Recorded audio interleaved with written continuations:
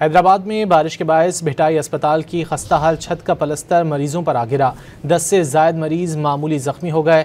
Rescue ज़राए के मुताबिक मुसलसल बारिश से हैदराबाद के भिटाई अस्पताल के एमरजेंसी वार्ड की खस्ताहाल छत का पलस्तर मरीजों पर गिरा। पलस्तर गिरने से ज़ख्मी होने वाले मरीजों को दूसरे वार्ड में मुंतकिल कर दिया गया। हैदराबाद में बारिश के बायस भिटाई अस्पताल की खस्ताहाल छत का पलस्तर मरीजों पर आ गिरा। 10 से ज़ायद मरीज मामूली ज़ख्मी हो गए। रेस्क्यू ज़राए के मुताबिक मुसलसल बारिश से हैदराबाद के भिटाई अस्पताल के एमरजेंसी वार्ड की खस्ताहाल छत का पलस्तर मरीजों पर गिरा।